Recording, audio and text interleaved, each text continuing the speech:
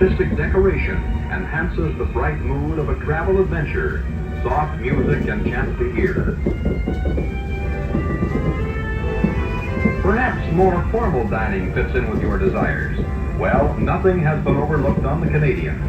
Snow-white linen and gleaming silver sparkle under a star-studded ceiling in the cleverly decorated dining room car. An attentive steward, deft and courteous waiters seem to anticipate your unspoken wish and whisk it to fulfillment. Smart supper clubs on wheels. That's as apt a description as any for these dining room cars with a difference.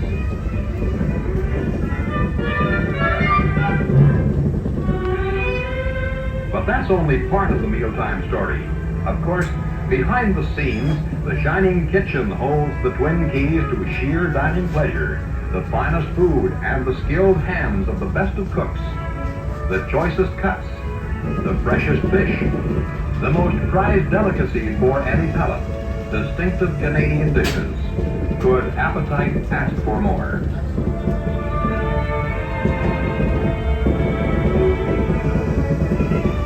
A delicious dinner is not necessarily the end of a pleasant day. Perhaps it is the beginning of a pleasant evening. The club-like decor of the Mural Lounge, each with its mural by an outstanding Canadian artist, is an invitation to friendly conversation with new acquaintance or with tried and true traveling companion.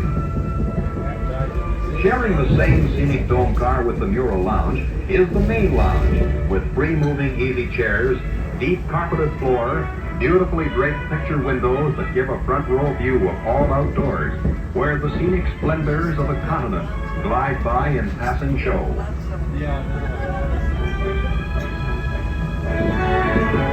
Topside from your seat in the high-level scenic dome awaits an even more spectacular view of the kaleidoscope of color in motion that features every transcontinental trip by the Canadian. No other vantage point compares for a close-up look at the fabulous panorama that is Canada, spread out like a map before your eyes. The route of the Canadian is not new. It was the route of the earliest explorers, and is the route of adventure still. Your travel adventure begins at Windsor Station in Montreal, aboard this newest train, with all space, even coach seats, individually reserved. Early reservation is the only requirement for those who want to enjoy the greatest experience railway travel can offer. Once aboard, passengers settle into the roomy quarters with guaranteed privacy and comfort. Less than 3 days away lies Vancouver and Canada's west coast. In between, the prospect of easy, fun-filled days, superb meals, restful nights, and continually changing scenic beauty. The announcement all aboard and the silently closing door are about to send a shiver of anticipation through the most experienced traveler. Almost 3,000 miles of track ahead, 3 times 3,000 sights to see. Marquette set out for the west on this same path. LaSalle, too, and Radisson, Champlain, Mackenzie, Fraser, and Joliet followed the parallel river road with the sun. All of them saw the glories of the New World, but not like this. They beat a path across a wilderness, not seeing or even foreseeing the Canada that lies now between Atlantic and Pacific tides.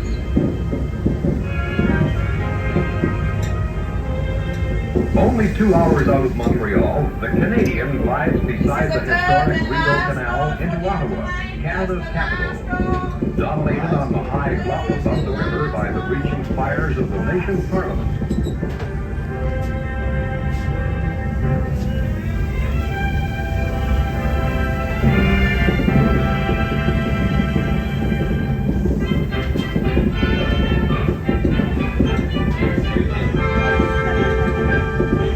Quickly the scene changes as the Canadian crosses the Ottawa River and prepares to make its long reach up the beautiful timber valley that leads into Ontario's Northland.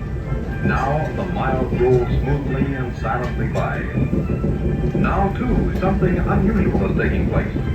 In Toronto, far to the south and about 300 miles west of Montreal, another train, also the Canadian and also bound for Vancouver, is gathering its passengers and getting ready to roll. Here again, the same ultra-modern equipment, the luxurious dining room cars, the cozy bedrooms, the gaily decorated lounges, and commanding a view of all that passes, the same spectacular scenic domes with windows that turn the whole outdoors into one constant but constantly changing display. Through every inch of its length, from the quiet of the dome lounge observation car to the powerfully humming diesels way up front, the Canadian is tailored for efficiency, safety, comfort. By now, the train is home to everyone aboard. The friendly porter has become a familiar face. The cheery call to dinner promises a welcome treat. The setting sun heralds a restful night, prelude to a new, exciting day. Sure enough, morning finds that the untiring scene shifters for the transcontinental stage have brought up an entirely new backdrop. Twisting, winding, weaving along the fantastic rugged north shore of Lake Superior, the Canadian snakes its way over some of the hardest-run trackage in the world and past some of the world's most mushrooming industrial development. Lumber towns, pulp mills, mines, whole new settlements that have blossomed in one short decade provide an insight into Canada's growth, the growth that demands the kind of transportation progress that the Canadians exemplifies.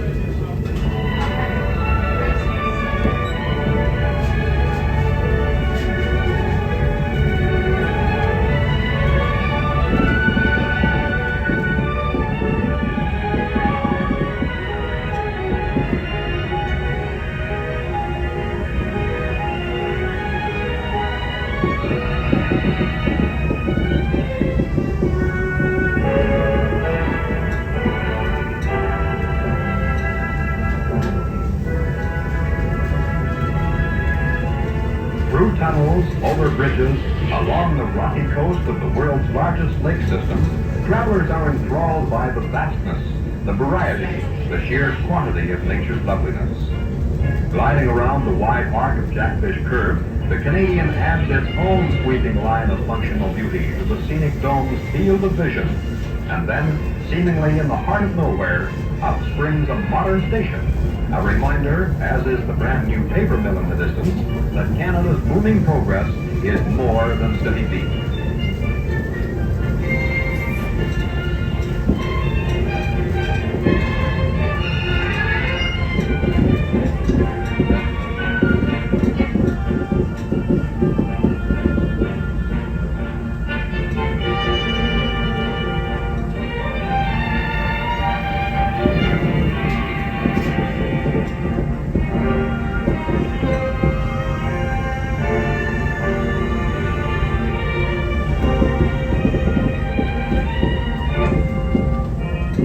Activity along Superior's North Shore isn't centered only in the newest developments.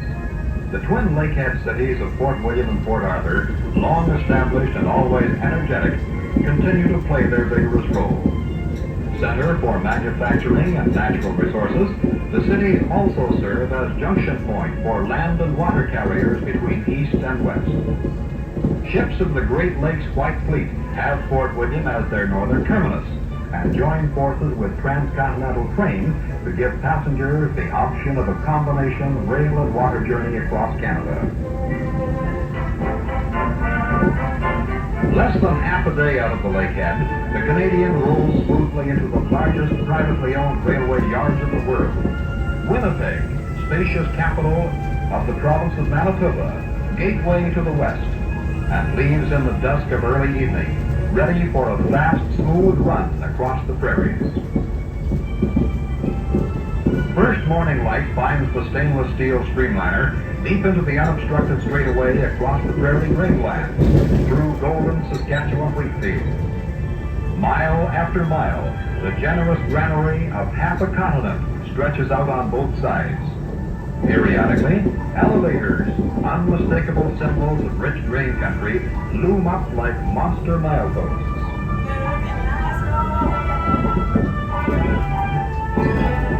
The far horizon is the only limit to the sunny vista. It's hard to believe that a few short hours will see the shining train threading its way through mountain-shaded valleys.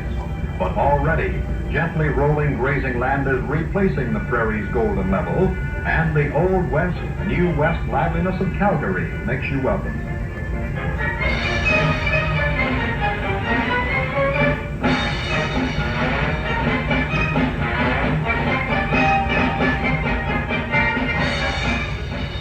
Everything else takes second place when stampede fever gets a grip on Calgary.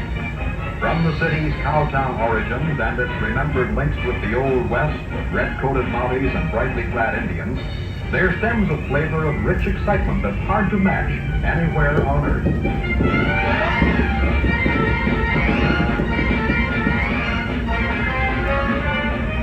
Beyond Calgary, the tumbling waters of the Bow River and the green Alberta foothills show more promise of the shining mountains that lie ahead. It's a familiar path for the Canadian, but for passengers, the approach to the Rockies is a time of high anticipation. Experienced travelers know the wondrous beauties that are to come. First-timers watch with undisguised excitement for the earliest sight of the storied peaks and deep-cleft valleys. Will it be, can it be, as thrilling a spectacle as people say? The answer is not long in coming, and for every adventurer with an eye for beauty, it is a resounding yes. Glistening waters of clear mountain lakes vie for attention with such famous rock formations as the Three Sisters. This is park country, game reserve. The sharp-eyed watcher from the scenic dome has only the sky for a limit to the wonders of nature he will see. Bands of elk roam these woods, and clambering bear cubs call this rocky forest land their playground.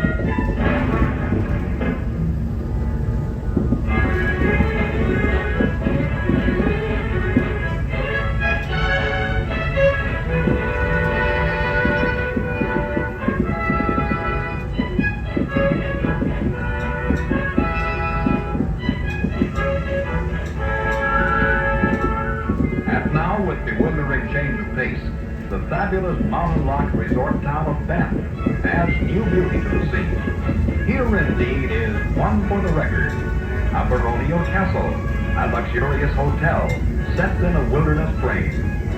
In a lavishly landscaped fragment of the mountain country's rugged vastness, renowned Banff Springs Hotel extends its offer, its promise of the finest kind of holiday enjoyment to be found. Nothing has been overlooked, just as in the Canadian, in an all-out effort to provide the best. Nature has made the setting with generous hands.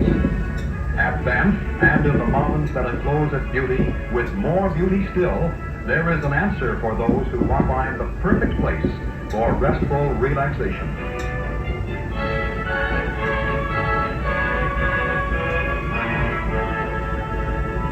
The spell is cast for anyone who passes through. Come again, the magic mountains seem to say. You must and will come back again.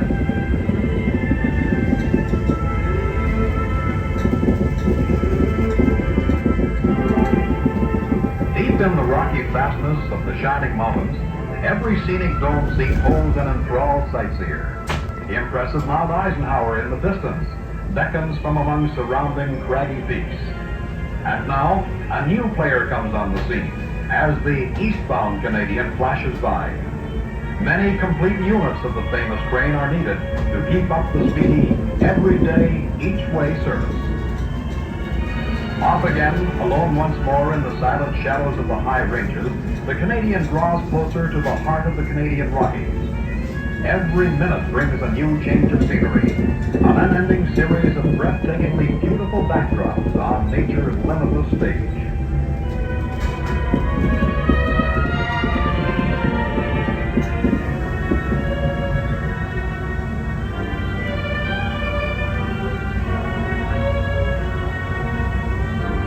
As though the spectacular mountains were not enough, such splendors as renowned Lake Louise and its equally famous chateau emerge from behind rocky walls. Tailored lawns and brilliant flowers match their fragile beauty against the rugged, jutting peaks that form their borders. and make a restful garden spot, secluded, peaceful. From Lake Louise to Field, less than an hour's run, the Canadian's Path is an amazing concentration of spectacle and excitement. It is here, near the highest point on the line, a full mile above sea level, that the gleaming streamliner glides gracefully through the long S-curve that is the unforgettable, almost unbelievable setting for pictures of the train that all the world has seen.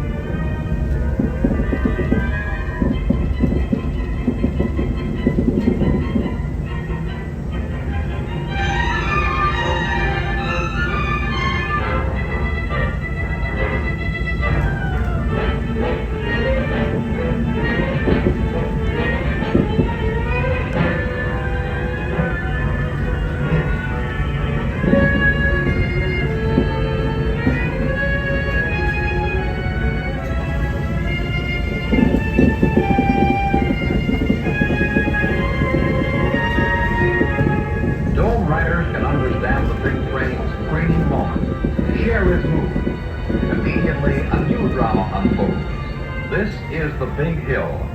No other identification is necessary for railroad fans. The Canadian runs down to the two spiral tunnels that drop its track more than 100 feet in less than a mile, through the hearts of massive mountains. Between the two tunnels, each of them affording an almost complete reversal of direction, the track crosses the violent Kicking Horse River. Gliding out of the second tunnel, the train crosses the Kicking Horse again, then gathers speed for the fast run through Yoho National Park into Field, British Columbia. The Canadian stops at the divisional point at Field in daylight.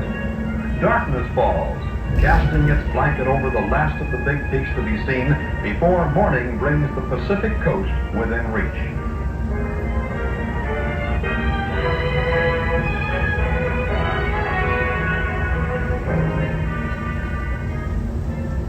First light finds the train speeding down the canyon of the Fraser and its broad, fertile valleys into Vancouver.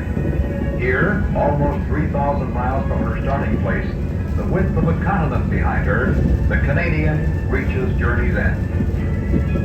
Canada's West Coast metropolis has many parts to play: gateway to the Orient, South America, and the South Pacific. The city is the Western Canadian Pacific focal point for its land, sea, and air services. It is, as well, a city of beautiful homes, happily set between mountains and the sea. Broad beaches beckon through long, warm seasons to home folks and visitors alike. And always the vast Pacific with its challenging reaches toward the setting sun. Daily, that challenge is picked up by Canadian Pacific Empresses of the Air, serving Canada and linking 5 continents.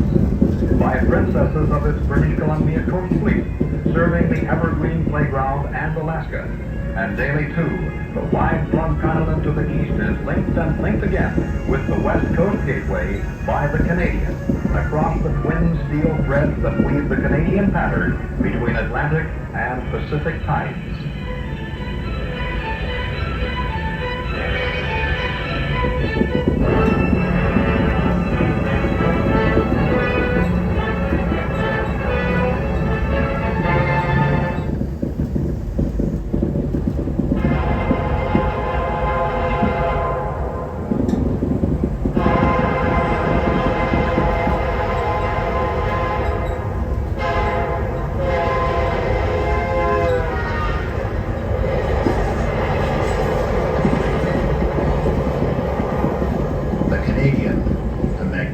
Train with a rich history and a worldwide reputation for first-class service.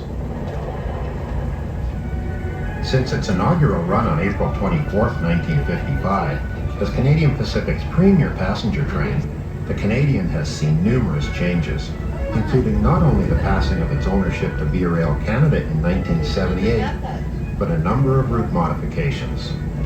These changes finally ended with the train relinquishing CP's main line in favor of the more northerly Canadian National Line, the route of its former rival, the Supercontinental. Over time, one element has remained constant: the pride and dedication of the people involved with trains number 1 and 2. The skills of a multitude of people are employed in the operation of the Canadian, and you'll see a great number of them as Rail Innovations presents Working Number 1. Our behind-the-scenes look at train number 1 will start at Toronto, then continue northwest towards Cape Riol, the first leg of the Canadian's 2,747-mile westbound journey.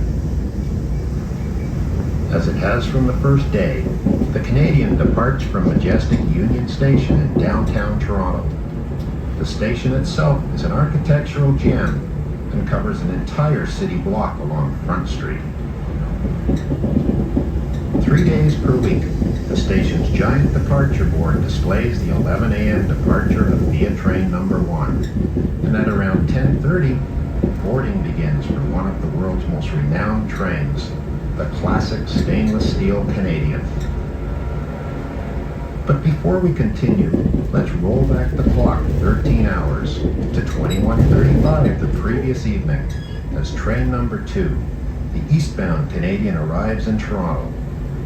Having left Vancouver 3 days earlier, number 2 has crossed 5 provinces, operated under 4 time zones, and made 68 regular, plus a number of flag stops during its eastbound journey.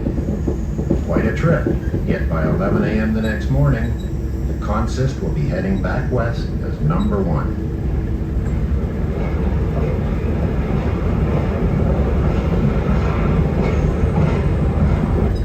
Once passengers have detrained, linens are removed and the meal service cars stripped of commissary supplies. And once the all clear is received, the crew takes the train to the Toronto Maintenance Centre and hands it over to the TMC personnel.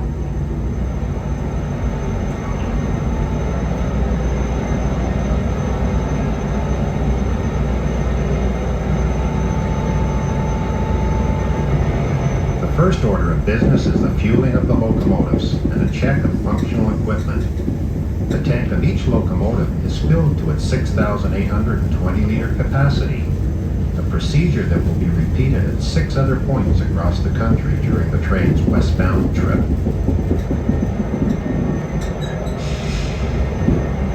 The first unit now fueled, the train is moved ahead, and while fueling of the second locomotive is completed, jumper cables between the engines are removed in preparation for the locomotives to be re-marshaled.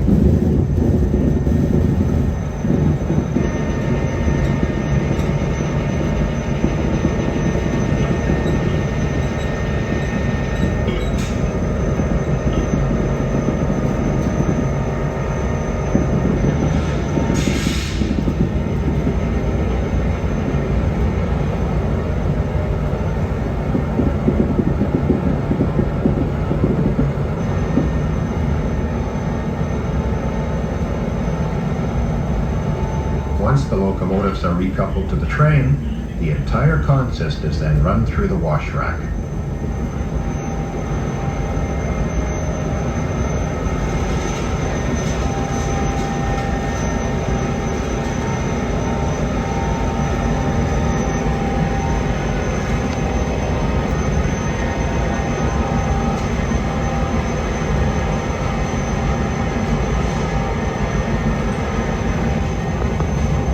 A combination of cleaning solution, water, powerful brushes, and a high-pressure rinse ensure a superb sparkle to the stainless steel of the Canadian.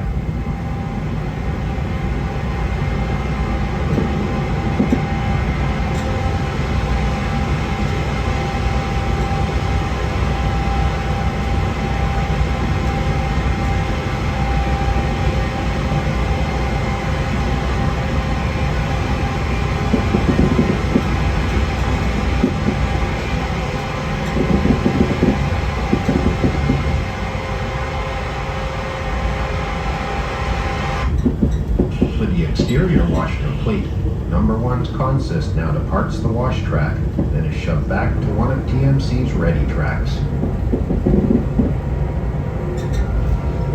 Though sparkling on the outside, during the night, the cleaners will ensure the interior is spotless and minor maintenance work will be performed throughout the train.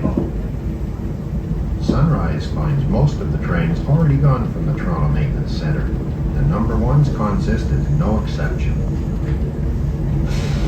A quick glance at Union Station's Track 6 finds parked car Kootenay Park, in company with other cars carrying names long associated with a famous Canadian.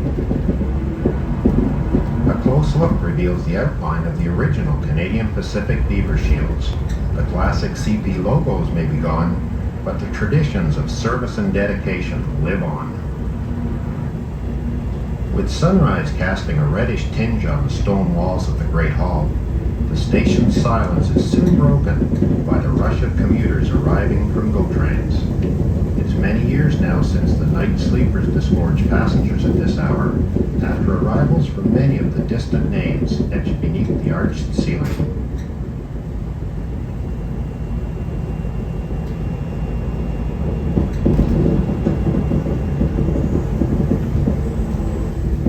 In another part of the station, away from the crowds, last-minute checks are made of the commissary supplies for number one. Soon after, the first load heads for trackside to be loaded aboard the train's meal service cars.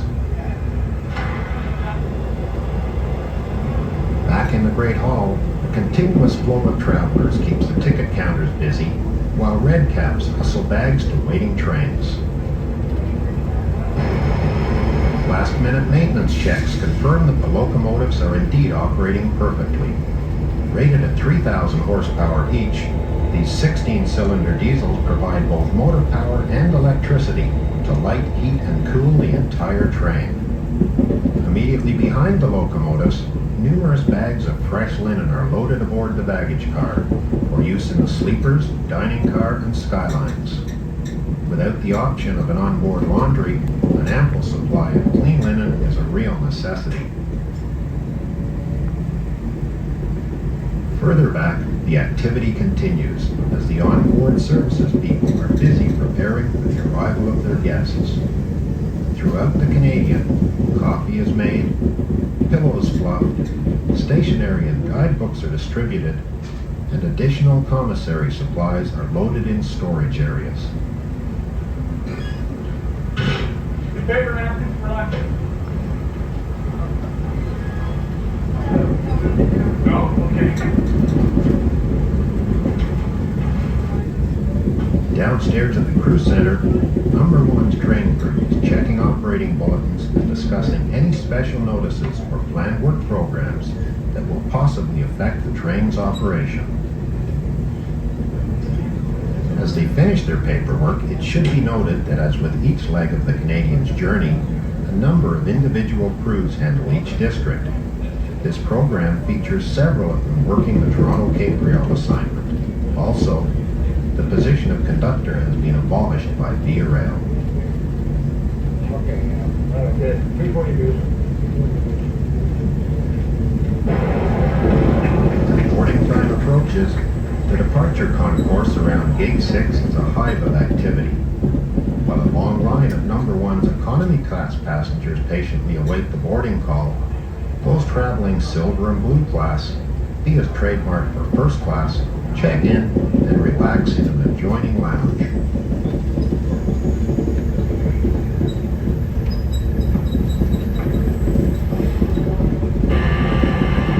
The operating crew has now made its way to the train.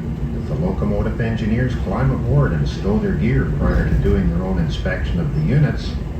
3 cars back, the conductor boards, then proceeds to set up his office at one of the coach tables.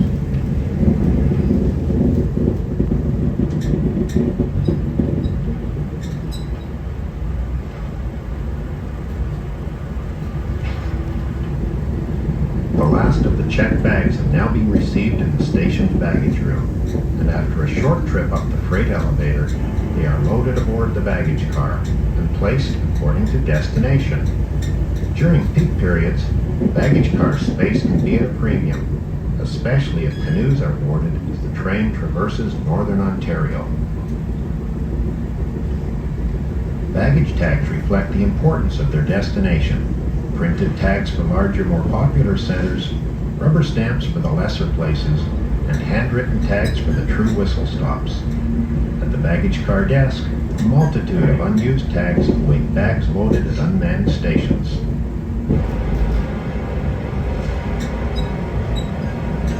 With departure time less than 30 minutes away, red caps hustle along with bags needed during the journey. Once the bags are placed in the appropriate accommodation, they'll head back for another load.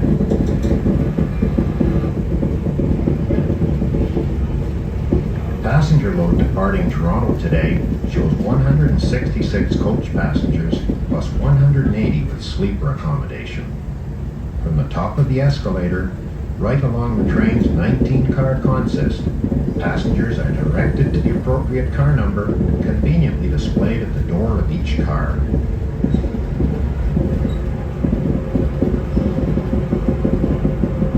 Passengers soon relax in the comfort of the Canadian sleeping cars, while in the Skyline Galley, the chef prepares the ingredients for fresh omelets.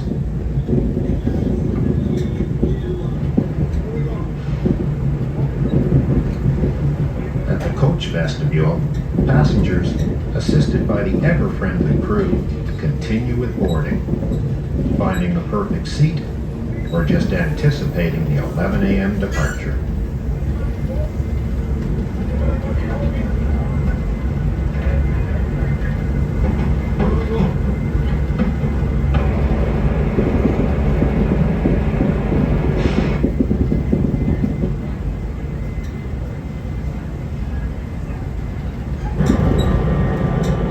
Following a tradition as old as railroading itself, Number One's engineer, with arms crossed, leans out to join in a last-minute conversation before departure.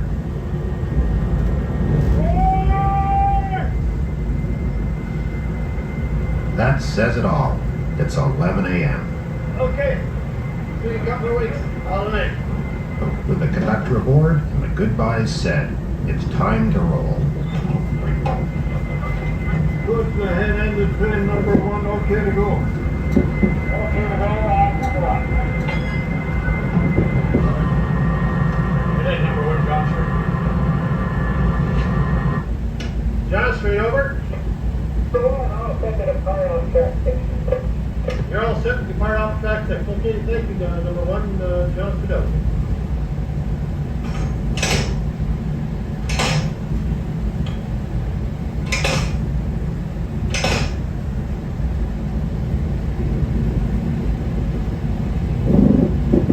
Departure route for Number 1 is selected by the John Street Train Movement Director. Switch points move and signal indications change. With the signals now indicating slow clear, the brakes are released and Number 1 departs Toronto.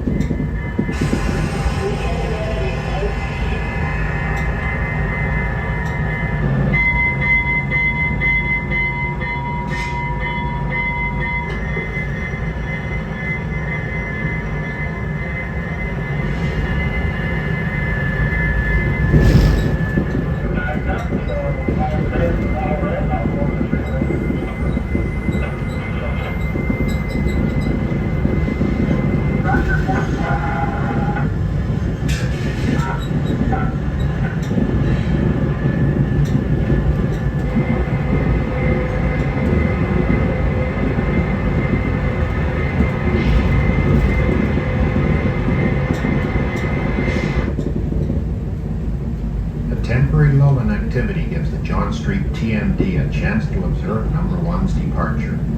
John Street Tower, which lost its traditional peaked roof to permit access bridges to the CN Tower and Sky Dome, controls train movements on the west side of Union Station.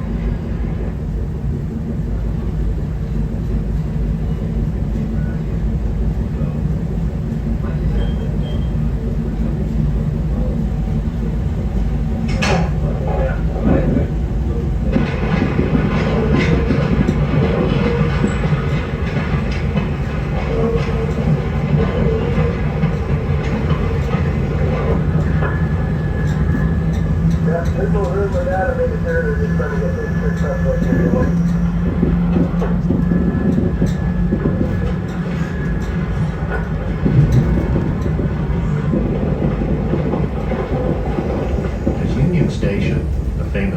Tower and the Toronto skyline fade in the distance, number one takes on a life of its own. Tickets are collected, conversations are struck, and new friendships formed as passengers of all ages begin to relax in the friendly atmosphere of the train.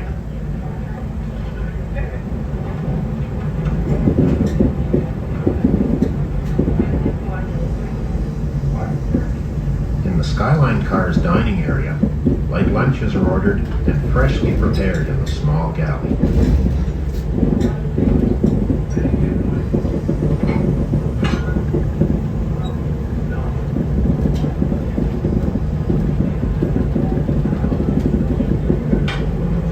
Once the tickets are collected and the initial paperwork completed, a walk through the coaches confirms everything is operating properly.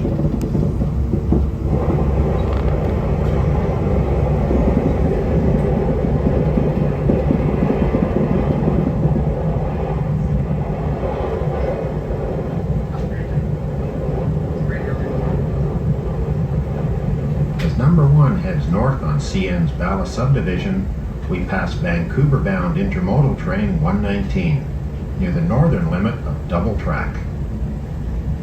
Over its entire route, number one will be monitored by rail traffic controllers. Using radio, power switches, and trackside signals, RTCs ensure the efficient movement of trains over their territory. 213 is leaving back here. With number one to meet at Quaker all set up, 64 miles to the north, a track patrol continues its inspection. Maintenance crews work closely with RTCs so required work can be performed safely without undue delay to trains.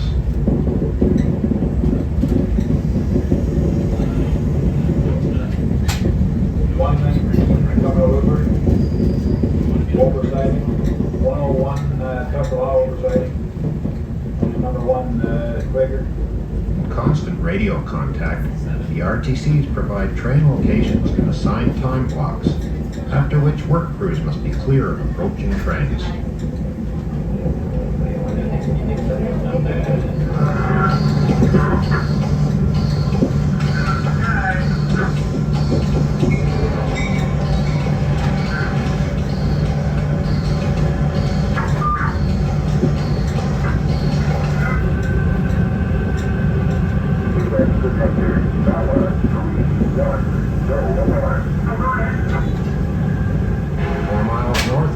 Meeting point, the electronic trackside defect detector has given number one the all clear message as the train accelerates to track speed.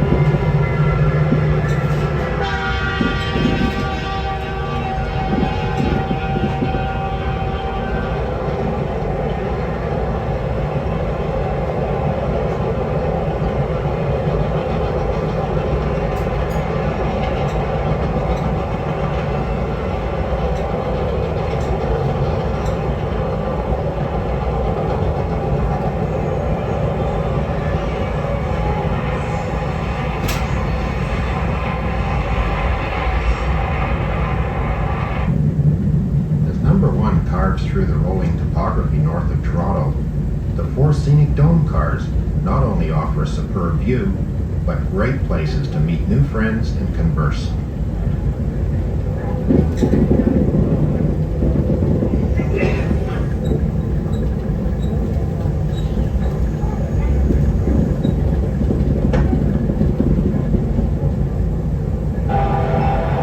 Ahead in the baggage car, tags are double-checked by the assistant conductor to ensure they are in the appropriate stack. Then each tag number is recorded for the records department.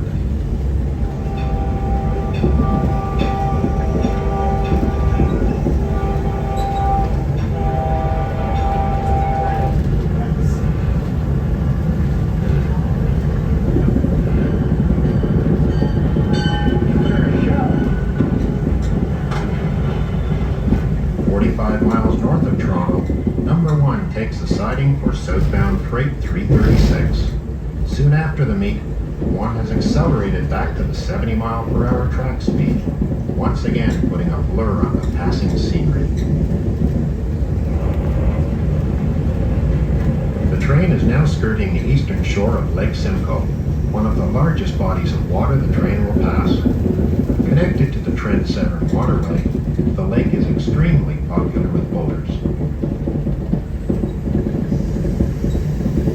While reading may be one of the favorite pastimes for passengers, the train's service manager is constantly ensuring passenger expectations are met and that things are running smoothly for his 25-member onboard service crew.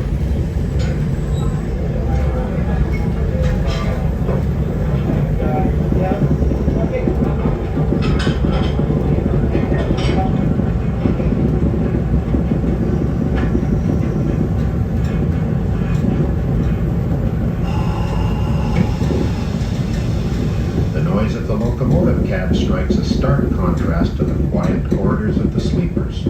Different again is the convivial atmosphere of the train's dining car.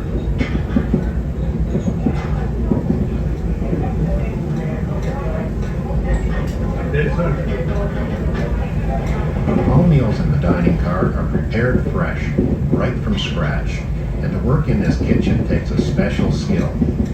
Though fully equipped, it is minuscule by normal restaurant standards, and of course constantly in motion. The crew consistently prepares and serves 4-course meals to 48 guests per sitting, in a setting often more pleasant and certainly more unique than in most first-class restaurants.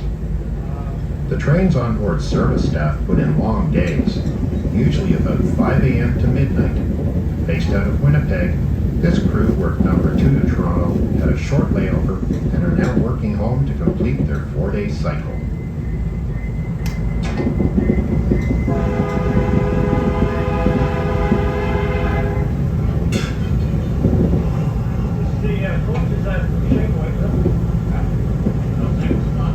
Approaching Washego, 89 miles north of Toronto, and the Canadians' first passenger stop, the topography changes almost instantly, from that of flat agricultural land to a rugged landscape of rock, lakes, and rivers.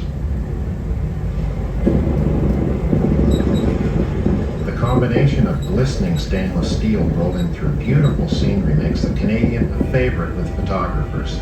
Over its entire route, it is not uncommon to spot them trying for that one perfect shot.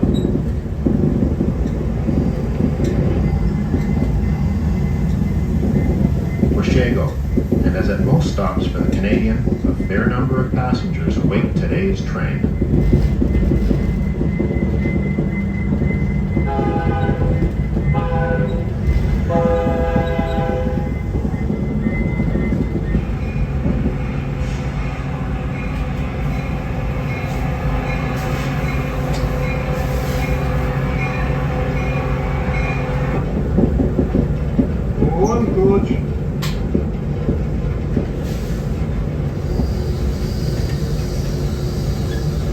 I'll do when you go to stop number 1.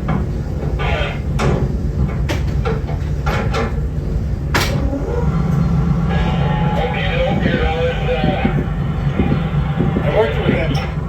Okay, open the door.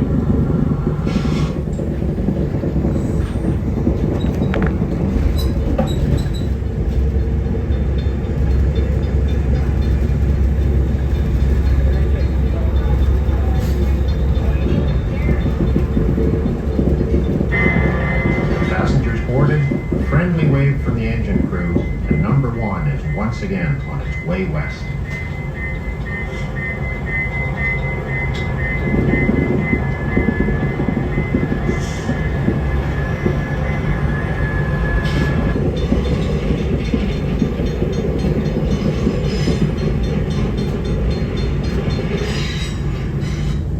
For the next 1,000 miles, number 1 traverses the Canadian Shield, a region of million-year-old rock that lies between the Great Lakes and Hudson Bay. For early railway builders, this vast rugged area of granite rock and countless lakes and rivers often proved more of a challenge than the crossing of the Canadian Rockies.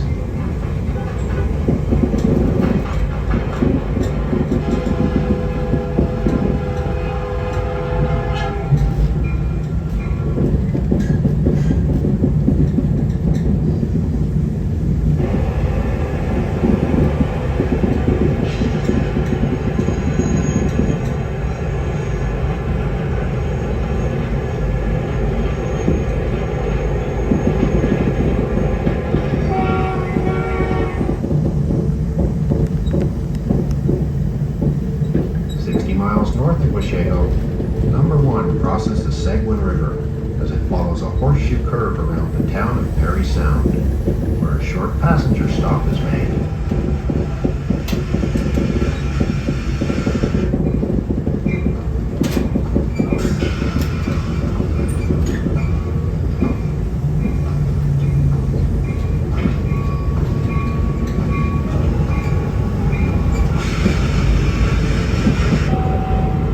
Once again, number 1's passengers bask in the attention of the dedicated personnel assigned to this fine train.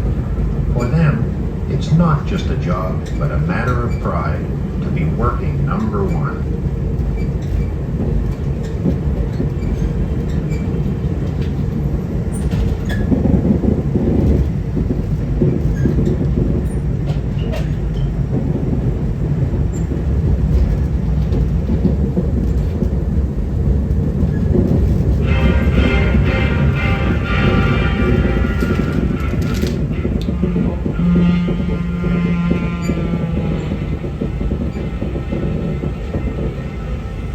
This isn't the first time a Canadian has come to New Hope, Pennsylvania, but this Canadian is important enough to rate a star's welcome. The all-new, all-stainless steel Canadian Pacific passenger streamliner is checked in by Edward G. Budd Jr., president of the Budd Company, and checked over by Senior Vice President N.R. Crump of Canadian Pacific. Mr. and Mrs. Johnny Stearns, known to television audiences as Mary Kay and Johnny, give the high brass a show business hello, and everybody gets set for the party, the coming out party for the Canadian, the train from which tourists can see Canada. But movie actress Lisa Faraday is honorary conductor for one trip only. So after this trip is over, there's nothing but the scenery. But for this one trip, it's high fashion and clear signals ahead. So climb aboard and let's go.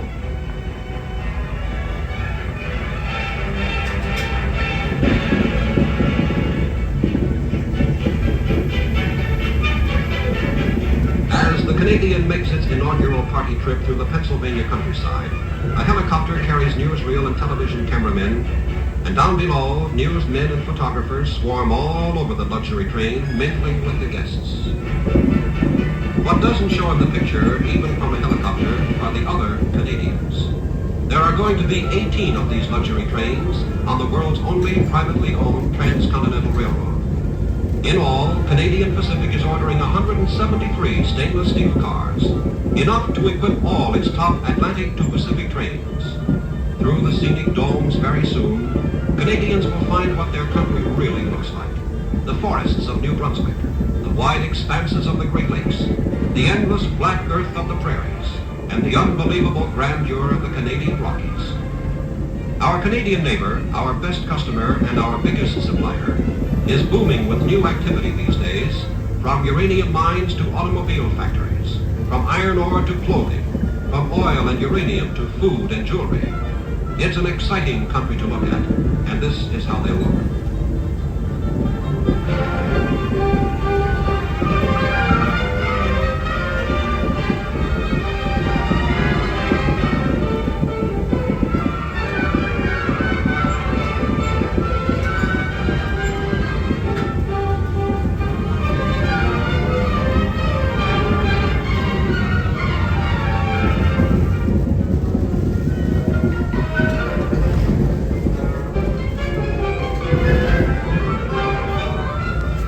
Inside, etched glass panels, carved linoleum murals, decorative schemes in intriguing bright colors, tiled floors, fluorescent lighting fixtures, a place to relax. The Dome coaches offer scenic domes to coach fare passengers, complete with buffets and the promise of a field day for camera fans. From up in the Dome, the scenery, the towns and villages, even the track signals can be clearly and excitingly seen. Canada stretches from the Atlantic to the Pacific, from the Great Lakes to the North Pole. It's the world's second largest country. There's lots to look at. But here, we're still in Pennsylvania. From Wayne Junction outside Philadelphia, the Canadian has reached New Hope in Bucks County. And there's an old-timer at the depot to look at the newest in railroad travel.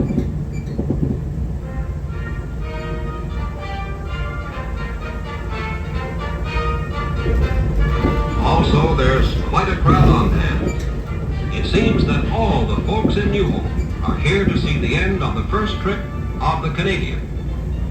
Next Sunday, the Canadian Pacific starts regular, daily, transcontinental service from Montreal, Toronto, and Vancouver. In honor of the occasion, and with a big send-off for the future, New Hope holds a special ceremony. The mayor declares the town Canadian territory for a day, and film and TV star Wendy Barry raises the Canadian ensign, and the Lambertville, New Jersey High School Band plays God Save the Queen, a tune pre-revolutionary patriots borrowed for My Country 'Tis of Thee. The entire party is then piped to New Hope's Playhouse Inn by bagpipers bravely playing Highland peacocks. Meanwhile, from Anniston, Alabama to Anniston, Alaska, 110 department stores in 110 cities are preparing special displays to herald the appearance of the Canadian, the northern monarch of the rail.